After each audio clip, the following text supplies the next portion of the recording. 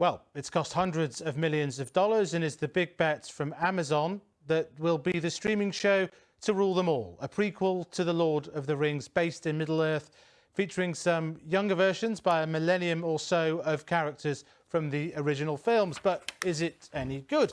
Well, I'm joined now by the actor John Rhys-Davies, who played Gimli in the Lord of the Rings trilogy, which may or may not have got him an invite to tonight's premiere.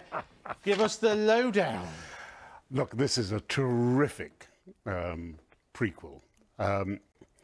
The beginning, you have to reorientate yourself slightly. You know, I mustn't give too much of the plot away, but so how it's a prequel? The Hobbit is the prequel to the Lord of the Rings, and this is a prequel to that. Yes. Okay. It's very much how the rings, I think, are going to be made, okay, and why and how, and that world before. And it's a very difficult, it's a very politically charged world, which one didn't sense in the film of Lord of the Rings.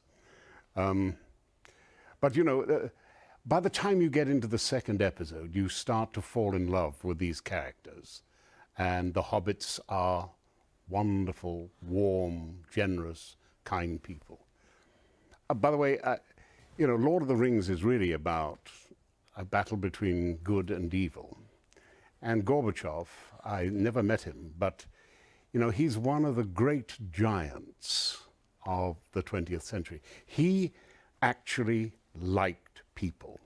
Oh, I wasn't expecting this link, to be honest, but going back, you know, so the interesting thing is it's not based on a Tolkien book, but it's based on some of the appendices to the Lord of the Rings. Tolkien had probably thousands of pages of early drafts of ideas. He wanted to create a great pre-Arthurian history, and with languages and peoples and politics. That's right. And he had Tolkien is one of the remarkable men of the century himself. You know, he gets everything right. You know, he survives the First World War because he knows why he's fighting.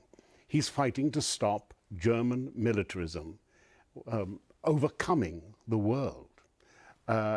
You know, he doesn't have a nervous breakdown. He has faith. He marries his childhood sweetheart.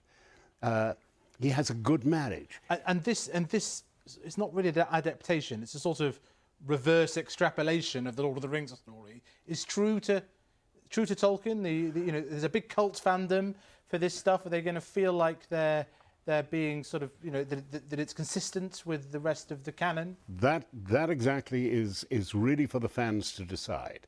Is this true Tolkien, or is it largely manufactured Tolkien? I think the jury is out on that, and so it should be.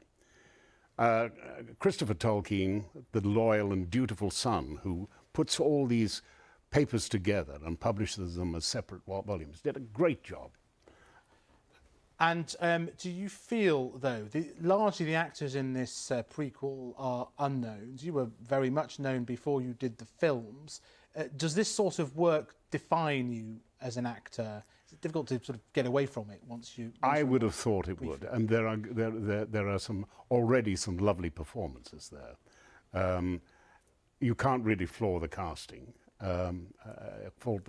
rather. I recognize New Zealand, that beautiful and wonderful filmmaking country, and I really applaud Amazon for putting all this money into making it. Well, it's hundreds of millions. So some are saying it could top $1 billion at the end. Thank you very much for joining us, John Rhys-Davies, and giving us the first insight from the premiere directly from you. Watch it; you'll enjoy it. Okay, there we go. And on